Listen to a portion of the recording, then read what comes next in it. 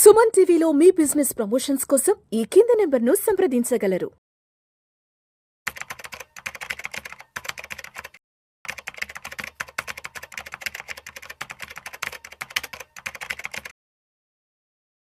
నమస్తే, welcome to Vishnu talks. నేను మీ విష్ణు. ప్రస్తుతం నాతో పాటు NISM and CRISIL certified wealth manager Revanth Chalamala ఉన్నారు. వారితో మాట్లాడదాం. నమస్తే రేవంత్. నమస్తే అండి. Revanth, welcome to Vishnu talks. Thank you. So Revanth, ఇప్పుడు ఈ క్రెడిట్ కార్డులో చాలా రకాల క్రెడిట్ కార్డులు ఉంటాయి కదా. ఒకవేళ మనం గనక ఒక క్రెడిట్ కార్డు తీసుకోవాలి అంటే ఎటువంటి క్రెడిట్ కార్డ్ని మనం ఎంపిక చేసుకోవాలి అంటారు? అండ్ ఏ క్రెడిట్ కార్డులో ఎటువంటి బెనిఫిట్స్ ఉంటాయి అంటారు? వాటిని ఏ విధంగా సద్వినియోగపరచుకోవచ్చు అంటారు? మన లైఫ్లో ప్రతి అవసరానికి తగ్గట్టుగా మనకి క్రెడిట్ కార్డ్స్ అనేవి డిజైన్ చేయబడ్డాయి. దాదాపుగా 10 నుంచి 11 రకాల క్రెడిట్ కార్డ్స్ మనకు మార్కెట్లో అందుబాటులో ఉన్నాయి. అండ్ ఆ రకాల క్రెడిట్ కార్డ్స్ అంటే వాటి యొక్క ఉపయోగాలు, దాంతోపాటుగా కొన్ని విషయాలు కూడా ముందుగా కొంచెం జాగ్రత్తలు చెప్తాను. సో ఇక్కడ క్రెడిట్ కార్డ్స్ని యూస్ చేయడం అనేది ఒక ఆర్ట్గా పెట్టుకోవాల్సిన అంశం. సో క్రెడిట్ కార్డ్ అనేది రెండు వైపుల పదునున్న కత్తి.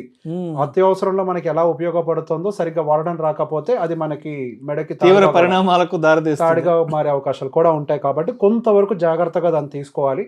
సో రీసెంట్గా కొన్ని కొత్త నియమాలు కూడా వచ్చాయి. ఒక ట్రాన్సాక్షన్ లిమిట్ యూటిలిటీ బిల్స్ కోసం కనుక యూజ్ చేసినప్పుడు ఒక లిమిట్ని దాటితే, అంటే మనకి క్రెడిట్ కార్డ్ లిమిట్ కాదు, ట్రాన్సాక్షన్ లిమిట్ దాటినా కానీ పర్సంటేజ్లో మనకి ఛార్జెస్ చేయడం అనేది మొదలుపెట్టారు. యూటిలిటీ బిల్స్ అని అంటే మీరు కట్టేటువంటి మొబైల్ బిల్స్ అవ్వచ్చు, కరెంట్ బిల్స్ అవ్వచ్చు, ఇట్లా రకరకాలవి, మున్సిపాలిటీ బిల్స్, రెంట్ అవ్వచ్చు, ఇట్లాంటి ఏమన్నా మీరు క్రెడిట్ కార్డ్ నుంచి పే చేసినప్పుడు కొన్ని బ్యాంక్స్ అయితే 15,000 దాటితే 1% ఛార్జ్ చేస్తామంటున్నారు, కొన్ని 20, కొన్ని 50,000. సో క్రెడిట్ కార్డ్స్ తీసుకునేటప్పుడు ఫస్ట్ వాళ్ళ ట్రాన్సాక్షన్ లిమిట్స్ ఎట్లున్నాయో చెక్ చేయండి. ఎందుకంటే మనం యూస్ చేసేటప్పుడు ఒక 20,000 దాటగానే 1% పడుతుంది అంటే అదొక అన్నెసరీ లాస్ అవుతుంది.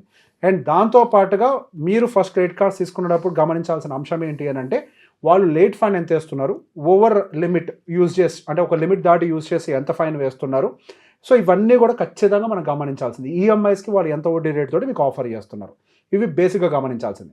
సో మన క్రెడిట్ కార్డ్స్లో రివార్డ్ బేస్డ్ క్రెడిట్ కార్డ్స్ ఉన్నాయి, travel credit cards, cashback credit cards, shopping credit cards, co branded credit cards, fuel credit cards, secured credit cards, student credit cards, premium credit cards, lifestyle credit cards, corporate credit cards, ఇట్లా మనకి ఇన్ని రకాల credit cards ఉన్నాయి.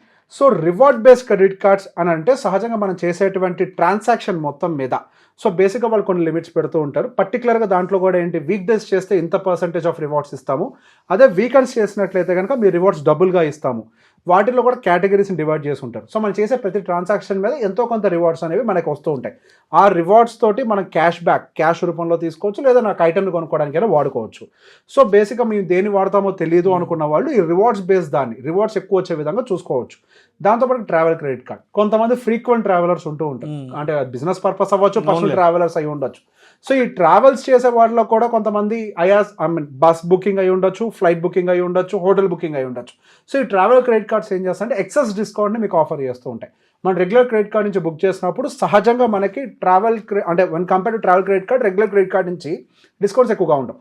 So ఎక్కువ travel చేసే వాళ్ళ కోసం travel credit cards ఉన్నాయి. క్యాష్ బ్యాక్ క్రెడిట్ కార్డ్స్ అని ఉంటాయి. సో ఈ క్యాష్ బ్యాక్ క్రెడిట్ కార్డ్స్ అనేవి సహజంగా మనం చేసే ట్రాన్సాక్షన్స్ మీద ఎంత మనీ బ్యాక్ ఇస్తాము అనేవి చెప్తూ ఉంటాయి. సో ఈ క్యాష్ బ్యాక్ క్రెడిట్ కార్డ్స్ అనేవి మనకి అన్నిటి మీద, అన్ని కేటగిరీస్ మీద అప్లికేబుల్ కావు. వాళ్ళు కొన్ని స్పెసిఫైడ్ కేటగిరీస్ చెప్తారు. ఆ కేటగిరీస్ మీద మనకి చేసిన ట్రాన్సాక్షన్ మీద క్యాష్ బ్యాక్ అనేది, అంటే మనం కట్టిన తర్వాత మనకి బ్యాక్కి డబ్బులు వస్తూ ఉంటాయి.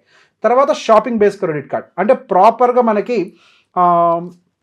బయటికి వెళ్ళి స్వైప్ చేస్తూ ఉంటాం, లేదా ఆన్లైన్లో ట్రాన్సాక్షన్స్ చేస్తూ ఉంటాం. ప్రాపర్ షాపింగ్ అంటే ట్రావెల్ కాదు, ఇట్లాంటివి కాదు, యూటిలిటీస్ కాదు, ఓన్లీ షాపింగ్ మీద యాక్టివిటీస్ స్పెండ్ చేసే వాళ్ళు ఎక్కువ మంది ఉంటూ ఉంటారు.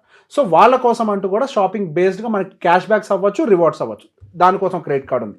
కో బ్రాండెడ్, ఇది చాలా ఎక్కువ ఇంపార్టెంట్ సహజంగా. సో ఈ కోక్ బ్రాండెడ్ క్రెడిట్ కార్డ్స్లో if you're shopping in Amazon based credit cards సపరేట్గా ఉంటాయి, స్విగ్గీ బేస్డ్ ఉన్నాయి, ఐఆర్సిటీసీ బేస్డ్ ఉన్నాయి. సో బేసిక్గా మనం దేన్ని ఎక్కువగా యూస్ చేస్తామో చూసుకొని ఆ కో బ్రాండెడ్ క్రెడిట్ కార్డు తీసుకుంటే అడిషనల్ డిస్కౌంట్స్, ఎక్స్ట్రా 5%, ఎక్స్ట్రా 10%, మనకు అమెజాన్ ఫెస్టివల్ సేల్స్ ఇట్లాంటివి వచ్చినప్పుడు పర్టికులర్గా ఆ క్రెడిట్ కార్డ్ నుంచి చాలా ఎక్కువ క్యాష్ బ్యాక్ ఉంటుంది, లేకపోతే డిస్కౌంట్. సో మనం ఎందులో ఎక్కువ షాపింగ్ చేస్తామో దాన్ని బేస్డ్గా కూడా కో బ్రాండెడ్ క్రెడిట్ కార్డ్ని వాడుకోవచ్చు. ఫ్యూయల్ బేస్డ్ క్రెడిట్ కార్డ్, ఎక్కువగా డీజిల్, పెట్రోల్ పోయించుకునే వాళ్ళ కోసం అని చెప్పేసి మనకి ఇండియన్ ఆయిల్ కో బ్రాండెడ్, ఇట్లా కో బ్రాండెడ్ క్రెడిట్ కార్డ్స్ ఉంటాయి. అంటే మనకి సర్చార్జ్ వేవ్ ఆఫ్ ఉంటాయి, కొన్నేమో క్రెడిట్ పాయింట్స్ వస్తాయి మనం ఫ్యూయల్ కోసం యూజ్ చేసినప్పుడు. సో ఇది ఒక టైప్. నెక్స్ట్ వచ్చేసరికి స్టూడెంట్ బేస్. సో బేసిక్గా చాలా లో క్రెడిట్ లిమిట్. ఇప్పుడు ఇంట్లో పిల్లలకి ఎవరికైనా ఇవ్వాలి అని అనుకుంటే ఒక రకంగా చెప్పాలంటే ఒక సెప్ కార్డ్ అని చెప్పొచ్చు. ఒక చిన్న సైజ్ కార్డ్ని మన దాంట్లో నుంచి మన లిమిట్లో నుంచి తీసిస్తాం ఫ్యామిలీ కార్డ్ కింద. సో ఒక చిన్న లిమిట్లో వస్తుంది. అండ్ ప్లాటినం కార్డ్ సహజంగా ఎక్కువ యూసేజ్ ఉంటుంది అనుకున్న వాళ్ళ కోసం ప్లాటినం కార్డ్స్ అనేవి బాగా పనిచేస్తాయి. సో వీటిలో రివార్డ్ పాయింట్స్ కానీ, క్యాష్ బ్యాక్స్ కానీ, మూవీ టికెట్స్ కానీ ఇవన్నీ చాలా ఎక్కువగా ఉంటాయి ప్రీమియం క్రెడిట్ కార్డ్స్. కానీ ఇక్కడ ఒక పాయింట్ ఏంటంటే కార్డ్ మెయింటెనెన్స్ ఛార్జెస్ ఉంటాయి. ఏఎంసీ ఉంటాయి కదా మనకి, యాన్యువల్ మెయింటెనెన్స్ ఛార్జెస్ సహజంగా ఇవి ఎక్కువగా ఉంటాయి. సో ఈ ఏఎంసీ ఛార్జెస్ కూడా మనం పీరియాడిక్గా యూజ్ చేస్తూ పోతూ ఉంటే వాటిని వే ఆఫ్ చేస్తూ ఉంటారు. సో ప్రీమియం క్రెడిట్ కార్డ్ అనేది ఎక్కువ లిమిట్తో యూజ్ చేసే వాళ్ళకి ఉపయోగపడుతుంది. కానీ చిన్న చిన్న లిమిట్స్తో యూజ్ చేయాలంటే మాత్రం ప్రీమియం క్రెడిట్ కార్డ్స్ అనేవి అన్నెసరీ ఏఎంసీకి మీకు దారితీస్తాయి. లైఫ్ స్టైల్ క్రెడిట్ కార్డ్స్ అని ఉంటాయి. అంటే ప్రాపర్గా బట్టలు కొనుక్కునే వాళ్ళు, అంటే ప్రాపర్గా సినిమాలకి వెళ్ళే వాళ్ళు, entertainment and life style behaviour ఎక్కువగా ఉండే వాళ్ళ కోసం ఈ life style credit cards. Corporate అని అంటే కంపెనీ తీసుకొని వాళ్ళకు ఉండేటువంటి ఎక్స్పెన్సెస్ కోసం వాళ్ళ ఎంప్లాయీస్కి డిస్ట్రిబ్యూట్ చేసేదని కార్పొరేట్ క్రెడిట్ కార్డ్. సో మనకు ఉండేటువంటి ప్రతి ఒక్క అవసరానికి మనకు క్రెడిట్ కార్డ్స్ అనేవి రకరకాలుగా సెగ్రిగేట్ చేయబడ్డాయి. సో క్రెడిట్ కార్డు వాడుతూ కేవలం రివార్డ్ పాయింట్స్ తోటే వాళ్ళకి నెల స్విగ్గీ బిల్స్ తీసేసుకున్న వాళ్ళు కూడా బోల్డ్ మంది ఉన్నారు. సో బేసిక్గా క్రెడిట్ కార్డ్ అనేది ప్రాపర్గా వాడటం రావాలి. అంటే మన సెలెక్షన్ కూడా, బట్టల సెలెక్షన్ ఎట్లుంటుందో మన క్రెడిట్ కార్డ్ సెలెక్షన్ కూడా కరెక్ట్గా చేసుకుంటే మనకి proper usage with cash backs తోటి ఉంటుంది. Thank you sir. Thank you so much.